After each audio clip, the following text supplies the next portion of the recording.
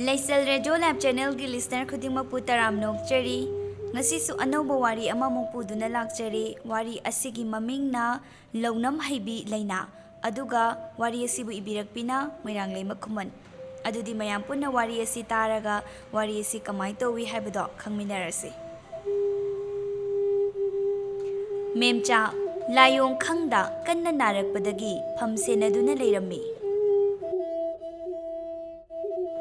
Imagi mani Thoiba Kari hage Ima nasayam ka nungay trabo Ichasa Ima si Kuina laygani haiba thazadri Ima na haigadabadi Ima laytrabasu Nachin na naudi Nungsi chana na layra uko Khatna bayade Laykay mimangda Nungsi na daba utbayade Mina nakoy anibu Mama mapa laytaba machana Kayam phagani haidana Thinang ang nahalagbayade ko Manina Kanino ima na hairisibo Ima chakhiba yaroyi Nachani bu thadoklaga mafam kaida chakhiba yaroyi Amaiba tanaduna ima bu yenghalibasidi Ima soidana pharakani Thoibana Ima Tachauga aigadang yumasida lehauba ngamoi Pabasa aikhoiba thadoktuna chakri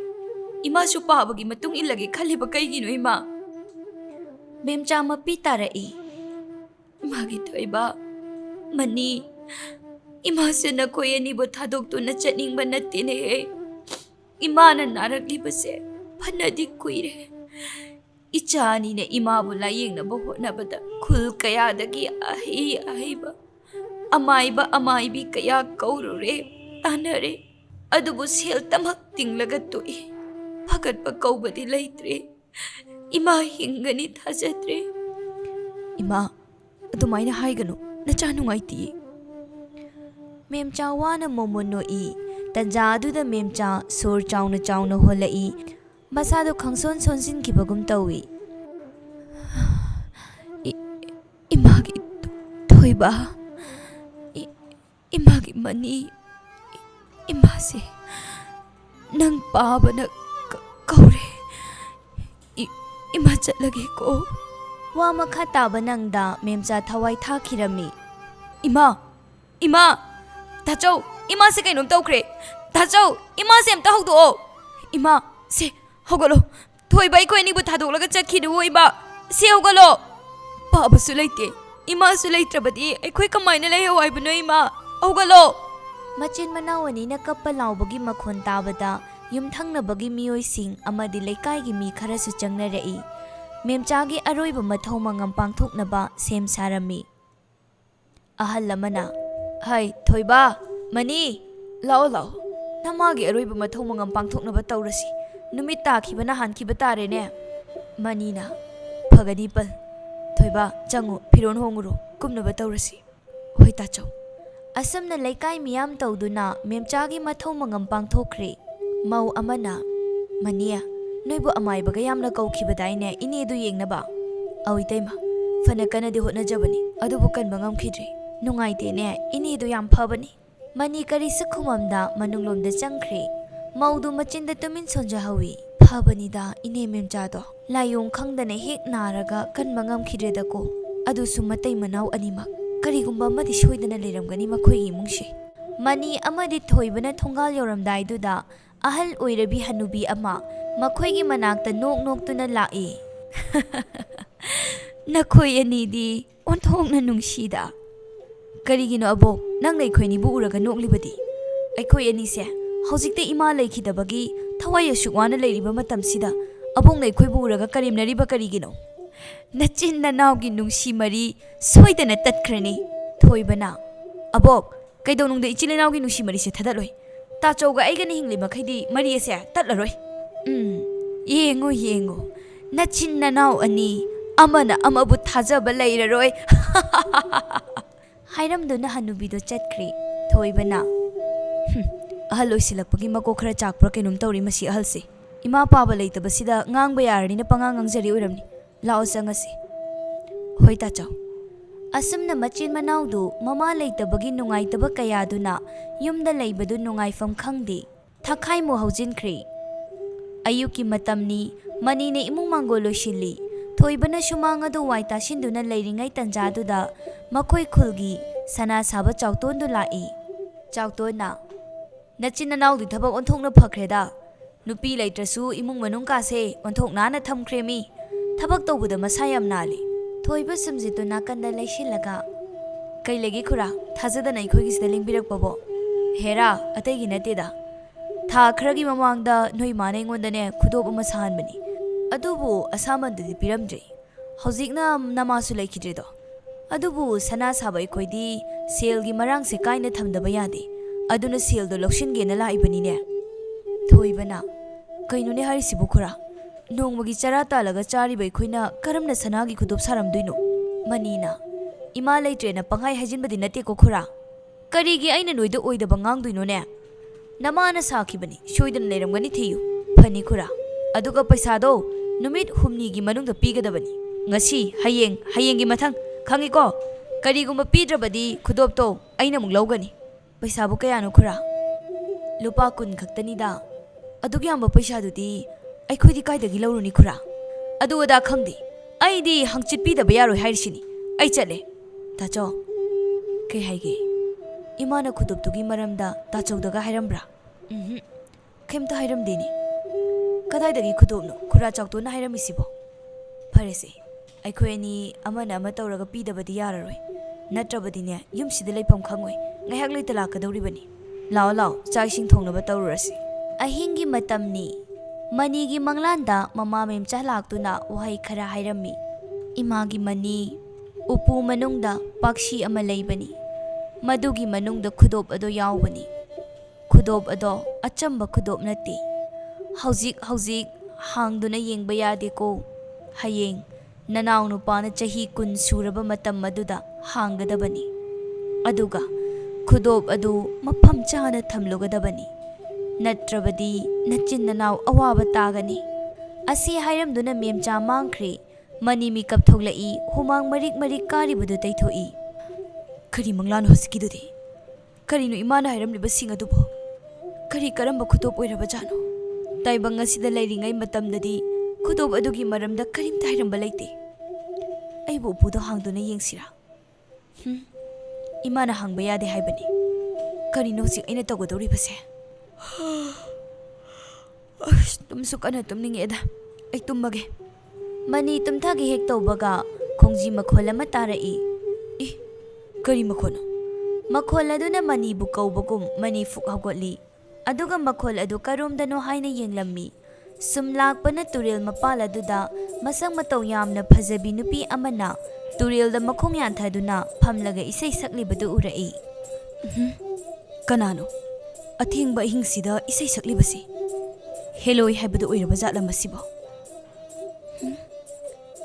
ꯃꯅꯥꯛꯁꯤꯗ ꯆꯪꯁꯤꯜꯂꯒ ꯍꯪꯉꯒꯦ ꯏꯆꯟ ꯍꯥꯏꯒꯗ꯭ꯔꯥ ꯏꯆꯦ ꯍꯥꯏꯒꯗ꯭ꯔꯥ ꯑꯍꯤꯡ ꯑꯁꯤꯗ ꯏꯆꯟꯕꯨ ꯇꯨꯔꯦꯜ ꯃꯄꯥꯜ ꯑꯁꯤꯗ ꯂꯩꯔꯝꯂꯤꯁꯤꯕꯨ ꯀꯔꯤ ꯇꯧꯕ ꯌꯥꯎꯔꯒꯦ ꯏꯕꯨꯡ ꯑꯩꯒꯤꯗꯤ ꯀꯅꯥꯁꯨ ꯂꯩꯖꯗꯦ ꯑꯗꯨꯅ ꯅꯥꯏꯇꯣꯝ ꯐꯝꯗꯨꯅ ꯏꯃꯥ ꯄꯥꯕ ꯑꯅꯤꯕꯨ ꯅꯤꯡꯁꯤꯡꯖꯔꯝꯕꯅꯤ ꯃꯅꯤ ꯅꯨꯄꯤ ꯑꯗꯨꯒꯤ ꯃꯅꯥꯛꯇ ꯅꯛꯅ ꯆꯪꯁꯤꯜꯂꯤ ꯑꯩꯈꯣꯏ ꯈꯨꯟꯒꯤ ꯃꯤꯁꯨ ꯃꯥꯟꯗꯦ ꯅꯪꯕꯨ ꯀꯗꯥꯏꯗꯒꯤꯅꯣ ꯏꯆꯟ ꯑꯩꯗꯤ ꯏꯃꯥ ꯄꯥꯕꯅ ꯇꯥꯏꯕꯪ ꯑꯁꯤ ꯍꯦꯛ ꯊꯥꯗꯣꯛꯈꯤꯕ ꯃꯤꯀꯨꯞ ꯑꯗꯨꯗꯒꯤ ꯎꯃꯪ ꯑꯁꯤꯗ ꯂꯩꯖꯕꯅꯤ ꯎꯃꯪ ꯑꯁꯤꯅ ꯑꯩꯒꯤ ꯌꯨꯝꯅꯤ ꯅꯨꯃꯤꯗꯥꯡꯒꯤ ꯃꯇꯝꯗ ꯈꯛ ꯃꯐꯝ ꯑꯁꯤꯗ ꯂꯥꯛꯇꯨꯅ ꯏꯃꯥꯅ ꯌꯥꯝꯅ ꯄꯥꯝꯖꯈꯤꯕ ꯏꯁꯩ ꯑꯁꯤ ꯍꯦꯛ ꯁꯛꯇꯨꯅ ꯏꯃꯥꯕꯨ ꯅꯤꯡꯁꯤꯡꯂꯤꯕꯅꯤ ꯃꯇꯧ ꯀꯔꯝꯅ ꯏꯃꯥ ꯄꯥꯕ ꯂꯩꯈꯤꯗꯕꯅꯣ ꯑꯗꯨꯒ ꯑꯌꯨꯛ ꯅꯨꯡꯊꯤꯜꯗ ꯃꯐꯝ ꯑꯁꯤꯗ ꯂꯥꯛꯇ꯭ꯔꯤꯕꯅ ꯀꯩꯒꯤꯅꯣ ꯏꯃꯥ ꯄꯥꯕ ꯑꯅꯤꯃꯛ ꯃꯤꯅ ꯍꯥꯠꯇꯣꯛꯄꯤꯈꯤꯕꯅꯤ ꯃꯔꯝ ꯑꯁꯤꯅ ꯑꯩꯅ ꯅꯨꯡꯊꯤꯜꯒꯤ ꯃꯇꯝ ꯃꯤꯑꯣꯏꯕꯁꯤꯡꯒꯤ ꯃꯔꯛꯇ ꯂꯩꯕ ꯀꯤꯕꯅꯤ ꯃꯤꯑꯣꯏꯕꯁꯤꯡꯁꯦ ꯌꯥꯝ ꯐꯠꯇꯦ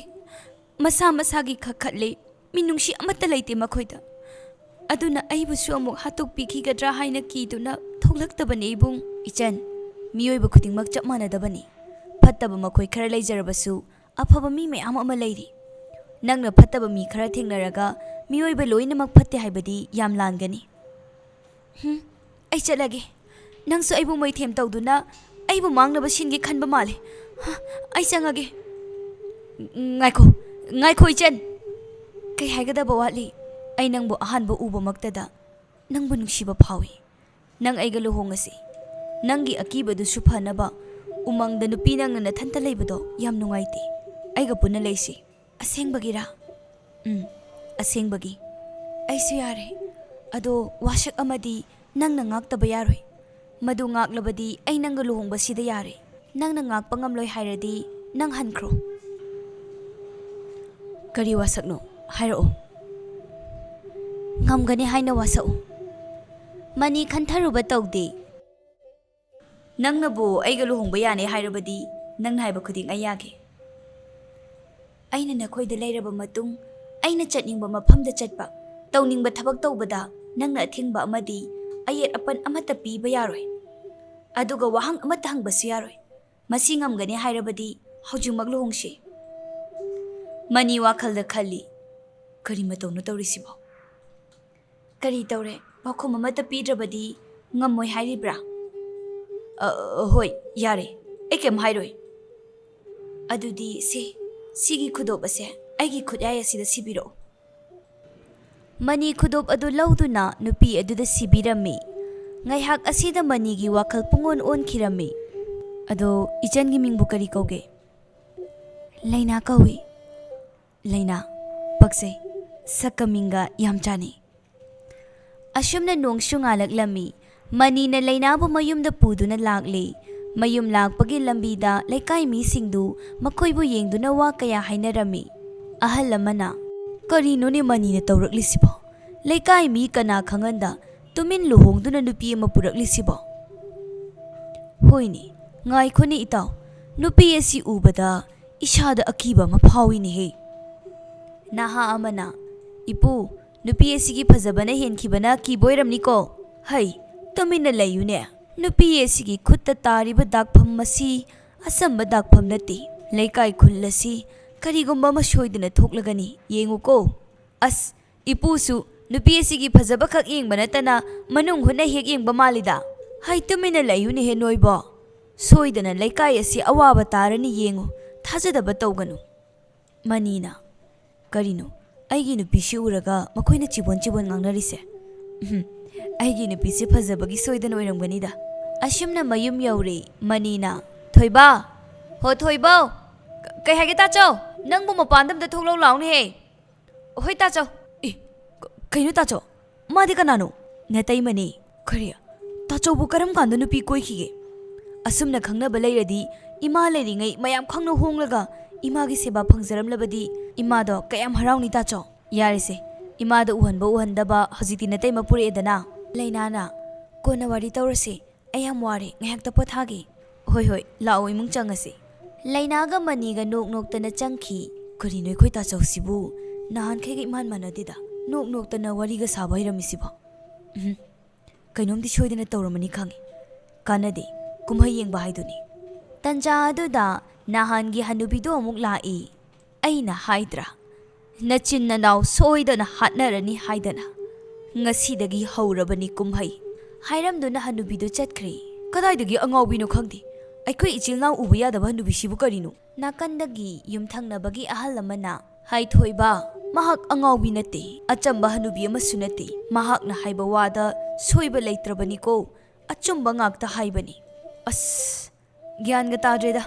Humni shuba numit aduda sana saba chawton ayung anta lai. Hai mani. Thoiba. Ai lai tholaw law ne. Mani ga thoiba ga imung da wari sanai. Mani na. Kamdong ni thoiba. Sel sumata lang haude. Kanadagi no khoi na laru sibu tacho. As matha se ontokna sakreda. Tanja da laina thoglai. Sel sida lairi. Piruro. Laina. Nangdi kaidagi sel. Wahang tawduna laiganu. Ada pik ngangi se taningdamna loiri. Amta piraga chatlankro. Onthokna rawkreda. Ai nupi se lai ni ko lai. Mani ngang dana mapanda thoglai. Karai seldi. Se khura sida lairi. Aduni dana nupa thoi.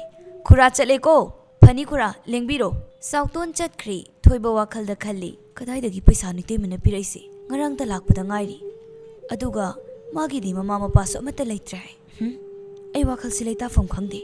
Khanjaba khaktani karimta haiba ngamdre. Asumna nungthil duma sa haujinkri.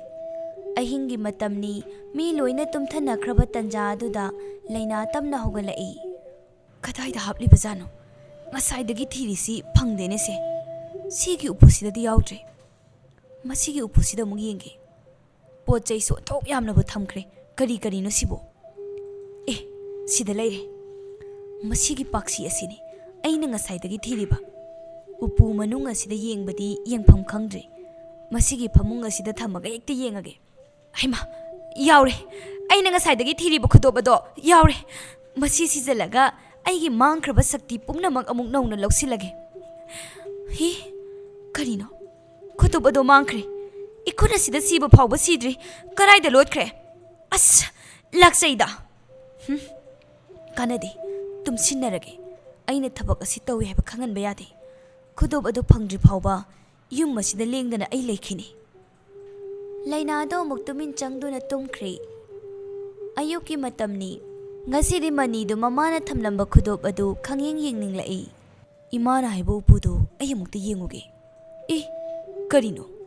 ꯎꯄꯨ ꯃꯆꯥ ꯑꯁꯤꯗꯤ ꯍꯥꯡꯗꯨꯅ ꯂꯩꯔꯝꯃꯤꯅ ꯑꯗꯨꯒ ꯈꯨꯗꯣꯞ ꯑꯗꯨꯅ ꯀꯔꯥꯏꯗ ꯂꯩꯈ꯭ꯔꯕ ꯃꯁꯤ ꯄꯨꯝꯕ ꯊꯣꯏꯕꯅ ꯇꯧꯕ ꯁꯣꯏꯗꯅ ꯑꯣꯏꯔꯝꯒꯅꯤ ꯊꯣꯏꯕ ꯅꯠꯇꯅ ꯃꯁꯤ ꯍꯨꯔꯥꯟꯅꯕ ꯃꯤ ꯂꯩꯇꯦ ꯍꯥꯏ ꯊꯣꯏꯕ ꯊꯣꯏꯕ ꯅꯪ ꯁꯤꯗ ꯂꯥꯛꯑꯣ ꯑꯝꯇ ꯀꯩ ꯍꯥꯏꯒꯦ ꯇꯥꯆꯧ ꯁꯤꯗꯒꯤ ꯈꯨꯗꯣꯞ ꯑꯗꯨ ꯀꯔꯥꯏ ꯊꯝꯈ꯭ꯔꯦ ꯍꯥ ꯀꯔꯥꯏꯗ ꯍꯨꯔꯥꯟꯗꯨꯅ ꯂꯣꯠꯁꯤꯟꯈ꯭ꯔꯒꯦꯕ ꯀꯔꯤꯅꯣꯗ ꯇꯥꯆꯧ ꯀꯥꯏꯗꯒꯤ ꯈꯨꯗꯣꯞꯅꯣ ꯑꯩꯅ ꯀꯩꯒꯤ ꯍꯨꯔꯥꯟꯗꯣꯏꯅꯣ ꯁꯤꯗ ꯈꯨꯗꯣꯞ ꯑꯃ ꯌꯥꯎꯕꯅꯤꯅꯦ ꯃꯗꯨ ꯅꯪꯅ ꯍꯨꯔꯥꯟꯗ꯭ꯔꯗꯤ ꯀꯅꯥꯅ ꯍꯨꯗꯣꯏꯅꯣ ꯇꯥꯆꯧ ꯑꯁꯦꯡꯕꯃꯛꯀꯤ ꯑꯩ ꯍꯨꯔꯥꯟꯗꯤ ꯑꯗꯨꯒ ꯃꯐꯝ ꯑꯁꯤꯗ ꯈꯨꯗꯣꯞ ꯌꯥꯎꯏ ꯍꯥꯏꯕꯗꯤ ꯑꯩꯗꯤ ꯈꯪꯗꯦꯅ ꯂꯩꯅꯥꯅ ꯃꯔꯛ ꯐꯠꯊꯠꯂꯤ ꯑꯩ ꯎꯍꯧꯏ ꯉꯔꯥꯡ ꯑꯍꯤꯡ ꯃꯥꯅ ꯎꯄꯨ ꯑꯁꯤ ꯍꯥꯡꯈꯤꯕꯅꯤ ꯑꯩ ꯍꯨꯔꯥꯟꯕ ꯅꯪ ꯈꯨꯗꯣꯞꯇꯣ ꯌꯥꯝ ꯊꯨꯅ ꯄꯨꯊꯣꯔꯛꯎ ꯂꯩꯀꯥꯏ ꯃꯤꯌꯥꯝꯁꯨ ꯃꯆꯤꯟ ꯃꯅꯥꯎꯅ ꯈꯟꯅꯕꯗꯨ ꯇꯥꯕꯗꯒꯤ ꯆꯪꯁꯤꯜꯂꯛꯏ ꯃꯤ ꯑꯃꯅ ꯊꯣꯏꯕꯅꯅꯦ ꯃꯇꯩꯃꯒꯤ ꯐꯖꯕꯁꯤ ꯎꯕꯗ ꯀꯂꯛꯇꯨꯅ ꯇꯧꯕ ꯁꯣꯏꯗꯅ ꯑꯣꯏꯔꯤꯅꯤ ꯑꯃꯅ ꯑꯃꯨꯛ ꯃꯥꯅꯤ ꯃꯥꯅ ꯀꯂꯛ ꯈꯝꯕꯟꯕꯒꯤ ꯇꯧꯔꯤꯕꯅꯤ ꯃꯁꯤ ꯆꯩꯔꯥꯛ ꯄꯤꯒꯗꯕꯅꯤ ꯇꯟꯖꯥ ꯑꯗꯨꯗ ꯂꯥꯏꯅꯤꯡꯕ ꯑꯍꯜ ꯑꯃ ꯂꯥꯛꯏ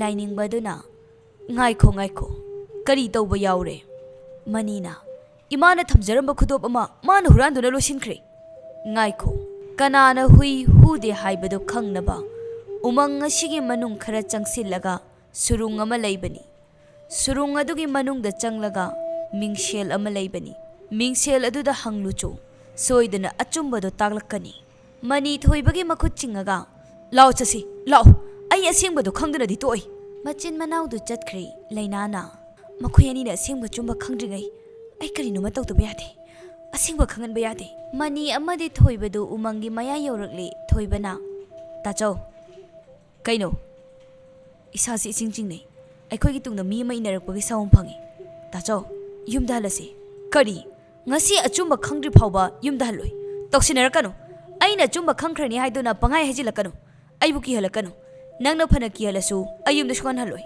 ꯇꯥꯆꯧ ꯑꯁꯦꯡꯕꯒꯤ ꯀꯅꯥꯅꯣꯃ ꯏꯟꯅꯔꯛꯏ ꯑꯩ ꯌꯥꯝ ꯀꯤꯖꯩ ꯇꯥꯆꯧ ꯇꯨꯃꯤꯟ ꯂꯩꯌꯨ ꯃꯈꯣꯏ ꯑꯅꯤꯅ ꯈꯔ ꯆꯠꯄꯒ ꯃꯈꯣꯏꯒꯤ ꯃꯃꯥꯡꯗꯨ ꯏꯃꯝ ꯃꯝꯁꯤꯜꯂꯒ ꯅꯨꯡꯁꯤꯠ ꯁꯤꯜꯂꯛꯏ ꯅꯨꯡꯁꯤꯠ ꯃꯔꯛ ꯑꯗꯨꯗꯒꯤ ꯃꯨꯁꯨꯛ ꯃꯨꯅ ꯅꯨꯄꯤ ꯑꯃꯒꯤ ꯁꯛꯐꯝ ꯊꯣꯛꯂꯛꯏ ꯃꯃꯤ ꯁꯥꯃꯤ ꯑꯣꯏꯅ ꯇꯧꯏ ꯅꯨꯄꯤ ꯑꯗꯨꯅ ꯅꯆꯤꯟ ꯅꯅꯥꯎ ꯌꯨꯝꯗ ꯍꯜꯂꯨ ꯉꯁꯤ ꯑꯁꯦꯡꯕ ꯑꯃ ꯈꯪꯗ꯭ꯔꯤ ꯐꯥꯎꯕ ꯑꯩ ꯌꯨꯝꯗ ꯍꯜꯂꯣꯏ ꯅꯈꯣꯏꯅ ꯆꯠꯀꯗꯕ ꯃꯐꯝ ꯑꯗꯨ ꯌꯥꯝꯅ ꯈꯨꯗꯣꯡꯊꯤꯅꯤꯡꯉꯥꯏ ꯑꯣꯏꯕ ꯃꯐꯝꯅꯤ ꯑꯩꯅ ꯂꯦꯞꯂꯤꯕ ꯃꯐꯝ ꯑꯁꯤꯗꯒꯤ ꯍꯦꯟꯅ ꯆꯠꯀꯦ ꯈꯜꯂꯕꯗꯤ ꯅꯈꯣꯏ ꯑꯅꯤꯒꯤ ꯅꯄꯨꯟꯁꯤ ꯉꯁꯤ ꯍꯥꯏꯕ ꯅꯨꯃꯤꯠꯁꯤꯅ ꯂꯣꯏꯒꯅꯤ ꯇꯥꯆꯧ ꯌꯨꯝꯗ ꯍꯜꯂꯁꯤ ꯌꯥꯔꯣꯏ ꯊꯣꯏꯕ ꯊꯣꯏꯕꯅ ꯐꯅ ꯍꯥꯏꯔꯕꯁꯨ ꯃꯅꯤꯅ ꯌꯥꯕ ꯀꯧꯕ ꯂꯩꯇꯦ ꯅꯨꯄꯤ ꯑꯗꯨꯅ ꯃꯤꯇ꯭ꯔꯪ ꯇꯧꯗꯨꯅ ꯃꯅꯤ ꯑꯃꯗꯤ ꯊꯣꯏꯕꯕꯨ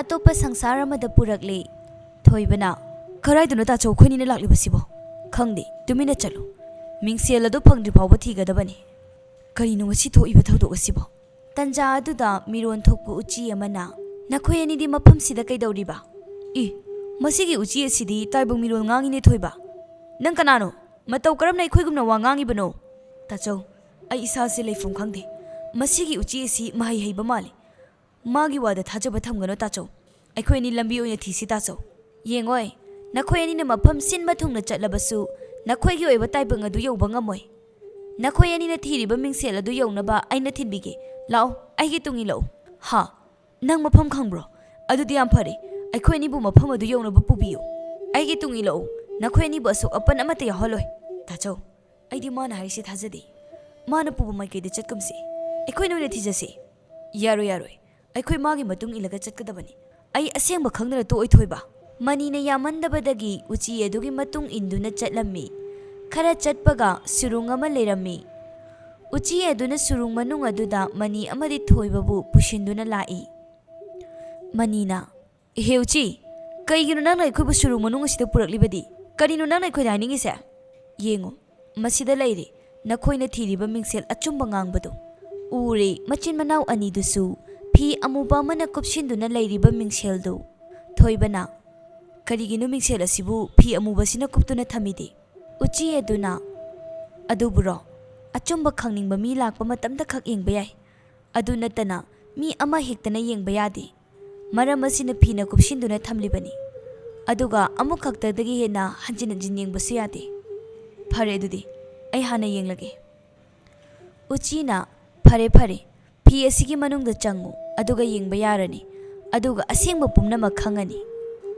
Mani phi adugi manungda changlai. Mani mingsel adugi mamangda lepaga yengi. Mingsel mamangda uri.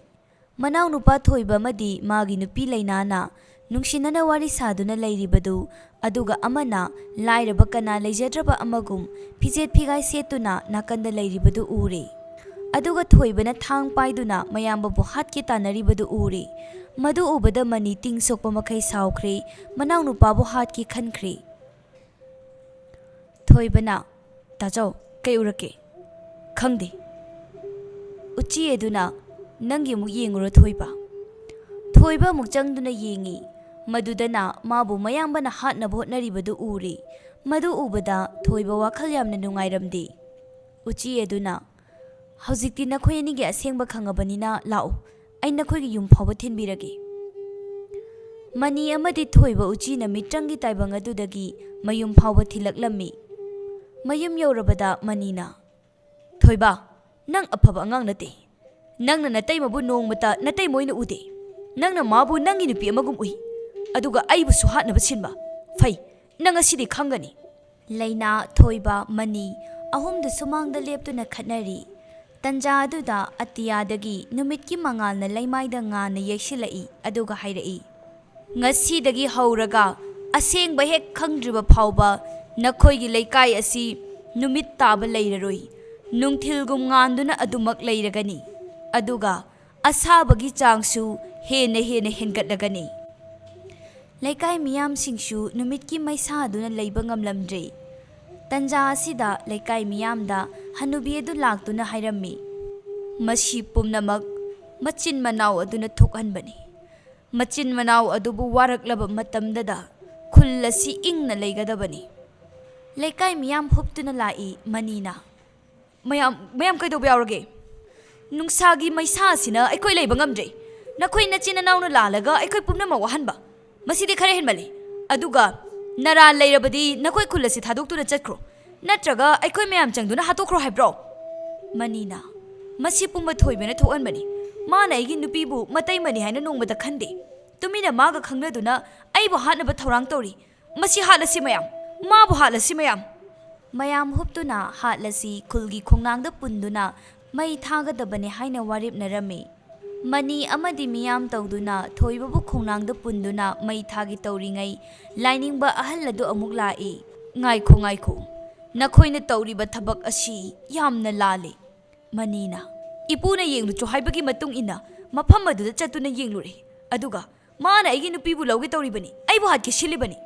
Nakhoina yengluriba adudi mitrangi taibangni. Oidaba mafamni. Nachil nanaw anibu amadi mibu khatnahanba pamba mafamni. Lainingba ahalladuna mingsel ama puthurakduna machin manaw amadi khulgi miyamda chumbadu uhalle. Nangi nupi oina lairiba laina adu mitrang haibi nupi amani. Nongma lainingba ahal amana nangi pababu nungsiduna khudop ama sinakhibani. Khudop adu achamba khudop nati. Madu hek shiba mikupta mi adugi aningba apamba loina thungba khudopni. Mikup adudagi mahai haibi mahakna nangi pababu senaduna hatkibani. Adubu khudop aduna mana chekshinna thamjinki. Maram masina namabusu mahakna hatki. Nakhoina namabu layengba ngamdana leikhidabani. Hojikna nakhoi anibu hatlaga khudop ado magi oige khallaga nangi nupi oina lakpani. Khudop tu mana hek sokluba mikup adudagi surung manungda lotuna leikrabani. Thoiba tachawlale ꯇꯥꯆꯧꯅ ꯅꯪꯕꯨ ꯌꯥꯝꯅ ꯂꯥꯟꯅ ꯂꯧꯔꯨꯔꯦ ꯊꯣꯏꯕ ꯑꯩ ꯃꯗꯨꯒꯤ ꯅꯨꯄꯤꯗꯣ ꯍꯥꯠꯇꯅꯗꯤ ꯇꯣꯛꯑꯣꯏ ꯃꯌꯥꯝ ꯆꯠꯁꯤ ꯅꯨꯄꯤ ꯑꯗꯨ ꯃꯁꯥꯒꯤ ꯃꯔꯥꯜꯒꯤ ꯃꯇꯨꯡ ꯏꯟꯅ ꯆꯩꯔꯥꯛ ꯄꯤꯒꯗꯕꯅꯤ ꯑꯁꯨꯝꯅ ꯃꯤꯌꯥꯝ ꯑꯗꯨ ꯌꯨꯝ ꯌꯧꯔꯛꯂꯦ ꯂꯩꯅꯥꯗꯣ ꯃꯁꯥꯒꯤ ꯑꯁꯦꯡꯕ ꯃꯁꯛꯇ ꯂꯩꯔꯝꯃꯤ ꯍꯧꯖꯤꯛꯇꯤ ꯑꯁꯦꯡꯕ ꯂꯣꯏꯅ ꯈꯪꯂꯕ ꯅꯠꯇ꯭ꯔꯥ ꯅꯈꯣꯏ ꯂꯣꯏꯅ ꯑꯩꯒꯤ ꯈꯨꯠꯇ ꯂꯣꯏꯕ ꯇꯥꯔꯦꯗꯅ ꯂꯩꯅꯥꯅ ꯃꯆꯤꯟꯗ ꯋꯥꯍꯩ ꯈꯔ ꯁꯣꯟꯕ ꯍꯧꯕꯒ ꯂꯥꯏꯅꯤꯡꯕ ꯑꯍꯜ ꯑꯗꯨ ꯂꯥꯛꯇꯨꯅ ꯏꯁꯤꯡ ꯈꯔ ꯈꯤꯛꯂꯛꯂꯝꯃꯤ ꯑꯗꯨꯒ ꯂꯩꯅꯥ ꯑꯗꯨ ꯍꯥꯃꯦꯡ ꯑꯣꯟꯈ꯭ꯔꯦ ꯃꯅꯤꯅ ꯏꯄꯨ ꯃꯥꯕꯨ ꯍꯥꯠꯄꯒꯤ ꯃꯍꯨꯠ ꯍꯥꯃꯦꯡ ꯑꯣꯏꯅ ꯑꯣꯜꯍꯜꯂꯤꯕ ꯀꯔꯤꯒꯤꯅꯣ ꯊꯣꯏꯕꯅ ꯆꯍꯤ 10 ꯁꯨꯗ꯭ꯔꯤꯕ ꯐꯥꯎꯕ ꯃꯥꯕꯨ ꯍꯥꯠꯄ ꯉꯝꯂꯣꯏ ꯃꯥꯅ ꯆꯍꯤ 10 ꯍꯦꯛ ꯁꯨꯕꯒ ꯈꯨꯗꯣꯞ ꯑꯗꯨ ꯎꯄꯨ ꯃꯆꯥ ꯑꯁꯤꯗ ꯑꯃꯨꯛ ꯍꯜꯂꯛꯀꯅꯤ ꯃꯇꯝ ꯑꯗꯨꯗ ꯅꯈꯣꯏꯅ ꯂꯥꯏꯁꯪꯗ ꯆꯠꯇꯨꯅ ꯃꯄꯨ ꯃꯉꯣꯟꯗ ꯈꯨꯗꯣꯞ ꯑꯗꯣ ꯀꯠꯆꯒꯗꯕꯅꯤ ꯍꯦꯛ ꯀꯠꯄꯒ ꯃꯍꯥꯛꯁꯨ ꯑꯗꯨꯃꯛ ꯈꯨꯗꯣꯞ ꯑꯗꯨꯒ ꯂꯣꯏꯅꯅ ꯃꯥꯡꯈꯤꯅꯤ ꯂꯥꯏꯅꯤꯡꯕ ꯑꯃꯗꯤ ꯂꯩꯀꯥꯏ ꯃꯤꯌꯥꯝ ꯍꯟꯅꯈ꯭ꯔꯦ ꯃꯅꯤꯅ ꯊꯣꯏꯕ ꯇꯥꯆꯧ ꯌꯥꯝ ꯂꯥꯟꯈ꯭ꯔꯦ ꯊꯣꯏꯕ ꯇꯥꯆꯧ ꯑꯗꯨꯝꯅ ꯍꯥꯏꯕꯤꯒꯅꯨ ꯇꯥꯆꯧꯅ ꯇꯧꯒꯦ ꯍꯥꯏꯅ ꯇꯧꯕꯁꯨ ꯅꯠꯇꯦ ꯑꯩ ꯀꯩꯁꯨ ꯈꯟꯗꯤꯌꯦ ꯇꯥꯆꯧ ꯉꯁꯤ ꯍꯥꯏꯕ ꯅꯨꯃꯤꯠꯁꯤꯗꯒꯤ ꯑꯩ ꯅꯨꯄꯤꯕꯨ ꯑꯃꯨꯛ ꯍꯟꯅ ꯊꯥꯖꯔꯔꯣꯏ